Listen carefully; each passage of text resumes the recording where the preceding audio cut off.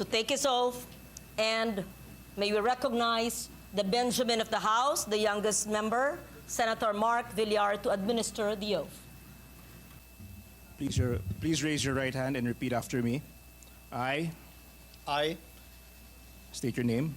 Francis Joseph G. Escudero, Having been elected having been elected President of the Senate, President of the Senate, do hereby solemnly swear that I will well and faithfully discharge to the best of my ability do hereby solemnly swear that I will well and faithfully discharge to the best of my ability the duties of my present position and of all others I may hereafter hold under the Republic of the Philippines. the duties of my present position and of all others I may hereafter hold under the Republic of the Philippines. That I will support and defend the Constitution of the Philippines. That I will support and defend the Constitution of the Philippines. That I will obey the laws and legal orders and decrees promulgated by the duly constituted authorities. That I will obey the laws, the legal orders, and decrees promulgated by the duly constituted authorities and maintain true faith and allegiance to the Republic of the Philippines.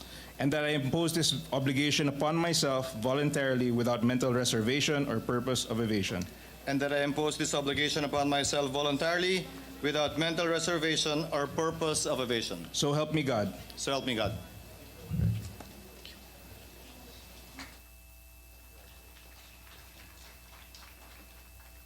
Nais kong pasalamatan si Senate President Zubiri sa kanyang talino, sa kanyang galing, sa kanyang pasensya, sa kanyang kasipagan, sa kanyang hindi may pagkakailang pagmamahal sa bayan at gayon din sa institusyong ito at sa ating mga kababayan. Hindi matatawaran at hindi kayang sabihin sa maikling talumpati ni Senate President Zubiri ang lahat ng mga tagumpay na nakamit niya sa loob ng mahigit 2 taon at gayon din lahat ng mga pagbabagong nagawa niya sa loob at labas ng bulwagang ito. Si Senator Zubiri nakilala ko noong 1998, kasabay ni Senator Cayetano, tulad ng sinabi niya. Spice Boys ang tawag sa kanila noon, Bright Boys ang tawag sa amin noon. Kami kumampi sa magkabilang panig, magkaibang kulay ang aming dinala, subalit sa labas ng ilaw ng kamera, sa labas ng mga debate sa Kongreso, hindi nagbago o nag-iba ang aming relasyon. Minsan, sabi nga ni Alan, nagkakainitan, nagdedebate, pero kailanman, hindi na bago ang relasyong yon habang dumaloy ang taon. Magkasing tagal na kami ni Senate President Zubiri sa Senado at sa Kongreso. May konti lang ako na papel na ginampanan bilang gobernador sa aming lalawigan ng Sorsogon. My hats off to you, Senate President Zubiri. I salute you, and I hope I will make you proud, you especially among all our other colleagues. And hopefully, you will not leave my side whenever I ask for guidance, whenever I ask for help, and whenever I ask for your wisdom.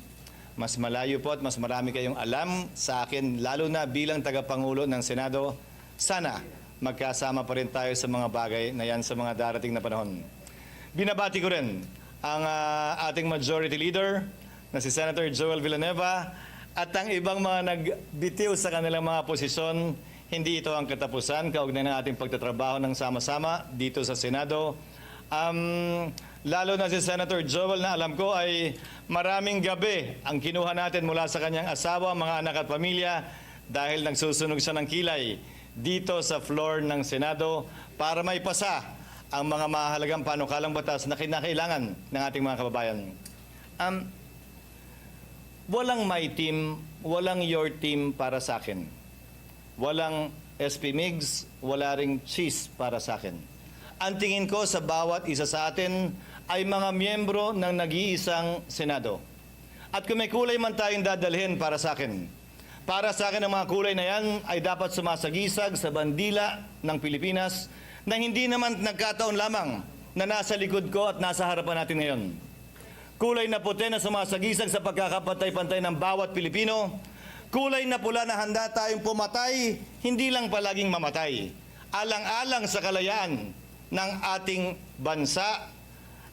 Asul, pagkakaroon ng Pilipinas ng sariling lahi na kakaiba sa ibang mga lahi. Kaya walang pwedeng magsabing pabor sino man sa isang bansa. Tayong lahat naniniwala ko, pabor sa Pilipino at sa Pilipinas. At pinakahuli, dilaw ang araw at mga tala.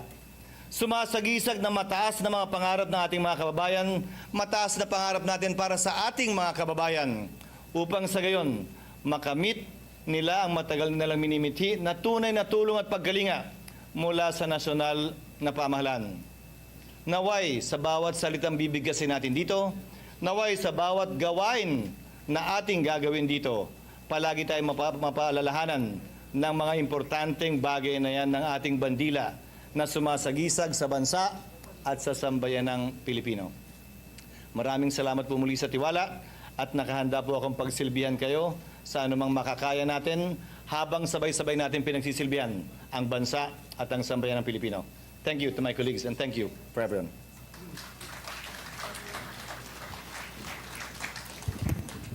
Senator Coco Pimentel is recognized. Thank you, Mr. President. Let the minority be the first one you recognize during your tenure, Mr. President.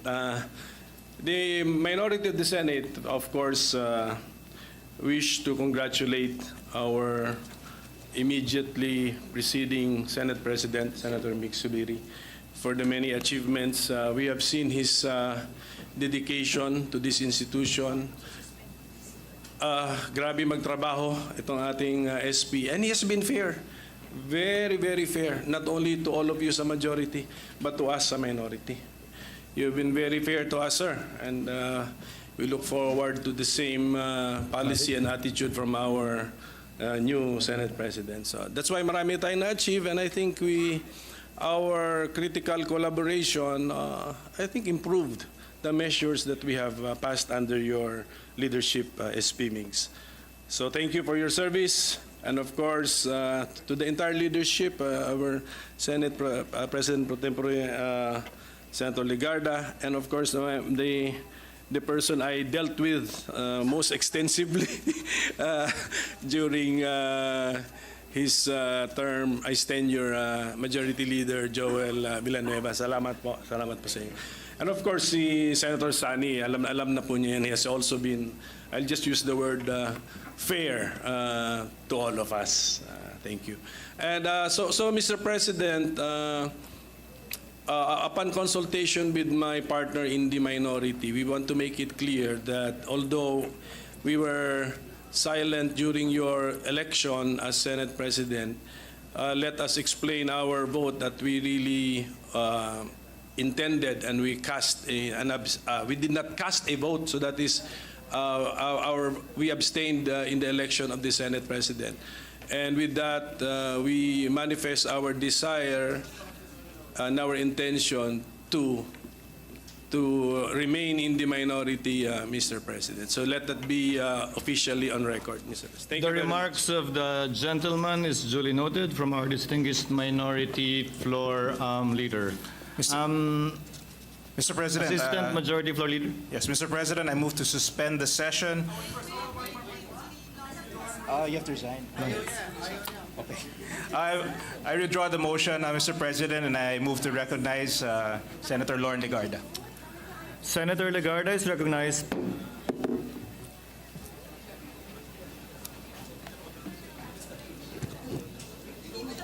Mr. President, honorable colleagues, today I stand before you with profound gratitude and honor. It has been the greatest privilege of my career to serve as your Senate President pro tempore for nearly 2 years. With integrity, determination, and perseverance, we have overcome challenges and achieved significant milestones that I will forever cherish.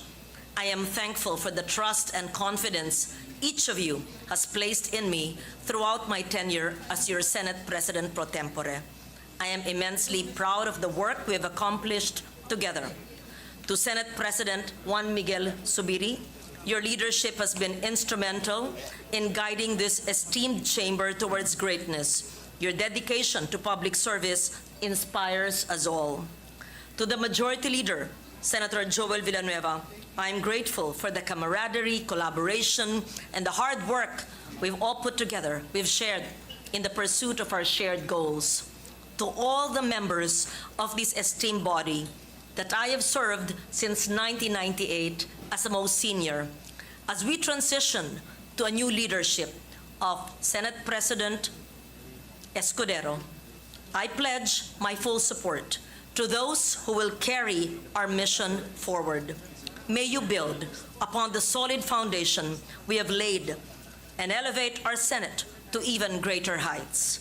My commitment remains as steadfast today as it was during my first days as senator in 1998, to tirelessly advocate for policies and legislation that will uplift our nation and improve the lives of every Filipino. I hereby tender my resignation as Senate President pro tempore to allow the new leadership to organize its committees and leadership. Thank you, Mr. President and esteemed colleagues, for this remarkable journey. Chair thanks our distinguished Senate President Pro Tem, Senator Lauren Legarda. Mr. President, I move to suspend the session to allow the members to congratulate our new Senate President. Session is suspended.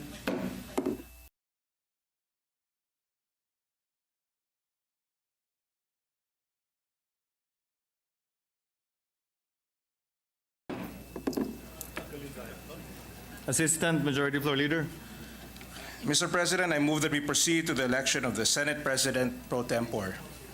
There is a motion. Hearing no objection, same is hereby approved. Mr. President, is there any nominations? No nominations. Okay. No nomination. Mr. President, since there are no more nominations, I move that we close the nominations. Yeah. And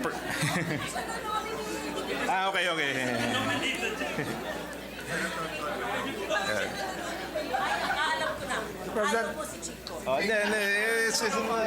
Mr. President, pursuant to Rule 2, Section 2 of the Rules of the Senate, there being no other candidate for Senate President pro tempore, I move that we unanimously elect Senator Jinggoy Estrada by acclamation. There is a motion. Hearing no objection, same is hereby approved.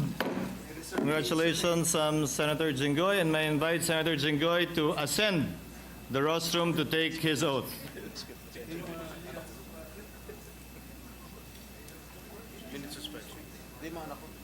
Session is suspended to give time to the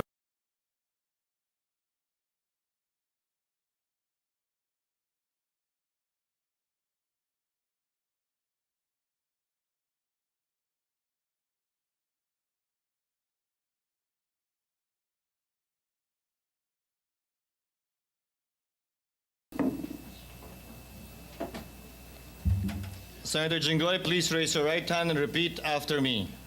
I, please state your name. I, Jinggoy Estrada, Having been elected Senate President pro tempore, having been elected as Senate President pro tempore, do hereby solemnly swear do hereby solemnly swear that I will well and faithfully discharge that I will well and faithfully discharge, to the best of my ability, to the best of my ability, the duties of my present the position duties of my present position, and of all others I may hereafter hold under the Republic of the Philippines. and of all others I may hereafter hold under the Republic of the Philippines. That I will support and defend the Constitution of the Philippines. That I will support and defend the Constitution of the Philippines. That I will obey the laws, That I will obey the laws, the legal orders, legal orders, and decrees promulgated by the duly constituted authorities, and decrees promulgated by the duly constituted authorities, and maintain true faith and allegiance to the Republic of the Philippines. and maintain true faith and allegiance to the Republic of the Philippines. And that I impose this obligation upon myself voluntarily, And that I impose this obligation upon myself voluntarily, without mental reservation without mental reservation or purpose of evasion. or purpose of evasion. So help me God. So help me God. Congratulations. Thank you.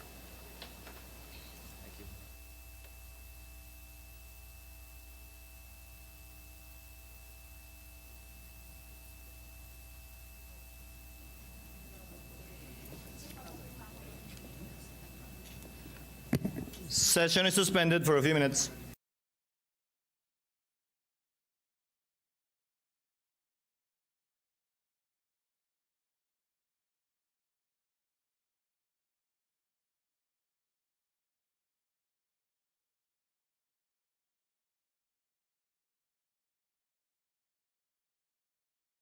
President, I move that we elect Senator Francis Tolentino as the chairman of Rules and thereby the majority floor leader.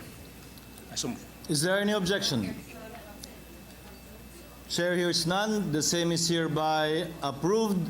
Senator Francis Tolentino is the chairman of the Committee on Rules and our majority floor leader. May I ask Senator Tolentino to kindly ascend to the rostrum to take his oath, and if he has any family member to kindly accompany him.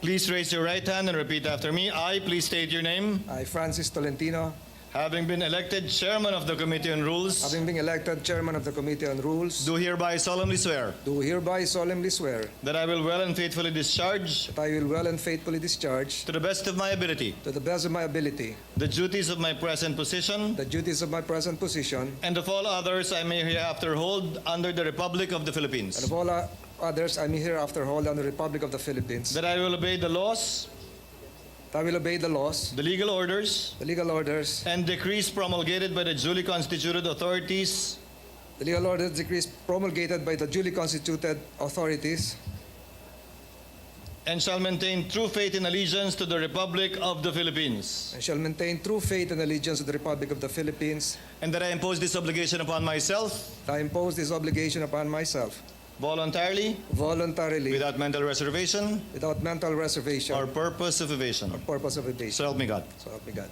Congratulations. Thank you, sir.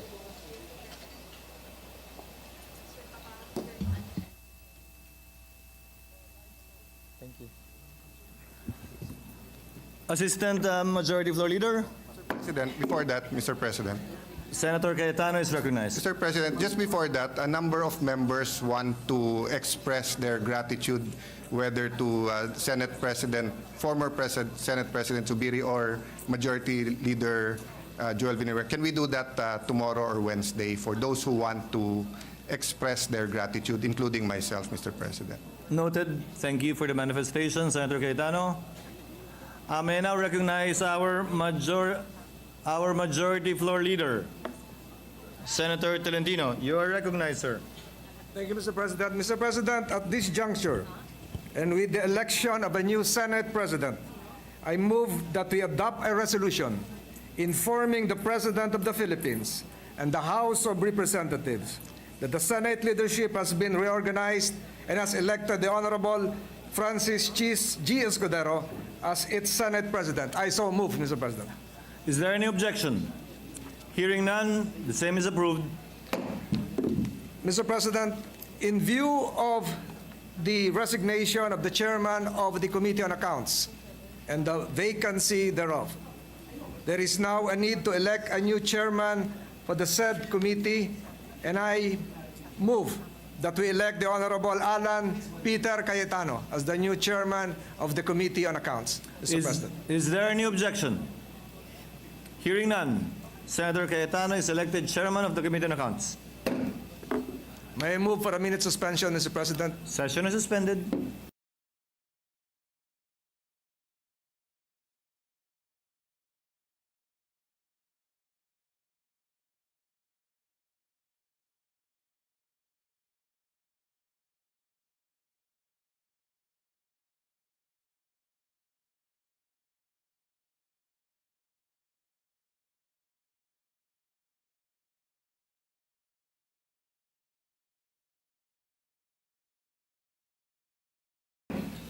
Mr. President, there being no other business to tackle, Mr. President, I move that we adjourn the session till 3 o'clock in the afternoon of May 21st, 2024. I so move. Is there any objection? There being none, session is adjourned until 3 o'clock in the afternoon of Tuesday, May 21, 2024.